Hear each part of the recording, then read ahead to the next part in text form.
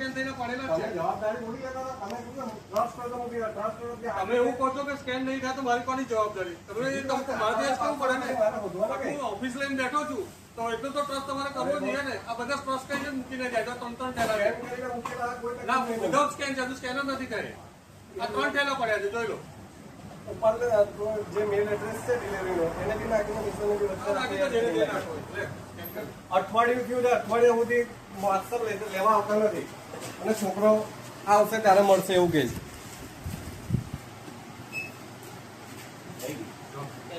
અને લઈને આવીએ છીએ તો પણ તમે રોજ કે માલ લાગશે. આટલી તસવીર અમારે લેવાની જ ના તો બી અમે લઈએ છીએ કેમ કે અમારું અંદર નુકસાન થાય છે. અમારા 4 થી 5 ઓર્ડર હું બી સમજુ છું. આ તમારી સામે આ 3 ઉભા છે ને, તમે 3-4 ઠેલા છે જો એવા ને એવા મૂકી ગયા છે સ્કેન કરવાના. લેવા વાળો મિસ્સો આપવા વાળો અમારા ઘરે આપવા આવે છે તો લેવા નથી આવતો એનું કારણ સમજાતું નથી. હમણાં અઠવાડિયું તમારે આપવા બી નહીં આવ્યો હતો. અરે આજે આવ્યો મારા ઘરે. મેં ઓર્ડર મિસ્સો માંથી મંગાવ્યો આજે આપવા આવ્યો કામધેનુ એ સોસાયટી. ડિલિવરી વાળો અલગ છે ને એફએમ વાળો અલગ છે સાહેબ. બે વસ્તુ હવે ડિફરન્ટ છે. સાહેબ સ્કેન તો કરી લો એટલે એ પૂરું થઈ જતો વાંધો નહીં. ક્યાં ના કહું છું, હા, સ્કેન થઈ જશે. મૂકી તૈયારીમાં તમે સ્કેન કરો તો જે પોસિબલ નથી અત્યારે. પણ હવે એનું ખોવાયો તેની જવાબદારી કેવી રીતના લેવાશે મને એ ખાલી કહો. હું તમને એ જ કહું છું. પેદા નહીં થતો. હા ઓટીપી છે. આ તમે જો ઉભા છો ને એ બી 3 ઠેલા ભાઈ વિશ્વાસ પર જ મૂકી ગયા છે. અહીંયા વિશ્વાસ થાય એવો છે જ નહીં બોસ. 2 મહિનાથી અનુભવ થાય છે ને એમાં વિશ્વાસ કરવાને આટલી પ્રોડક્ટ કેમ મૂકી દેવી? બાકી તૈયારીમાં સ્કેન કરવાનું તો એ પોસિબલ નથી અત્યારે.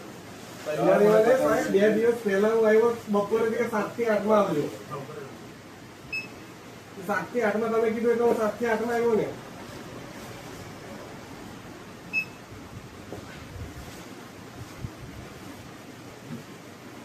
રિસ્પોન્સિબલ તો માણસ જ ના તો ઓર્ડર લેવા જ ના જોઈએ. મારું કેવું તેવું જ છે.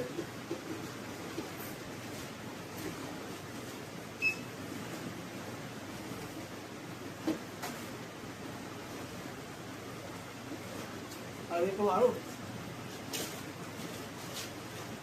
લોકો માલ લેજે બધી ક્રેડિટ કાર્ડ મારવાની અને ડાયરેક્ટ થઈ ગઈ.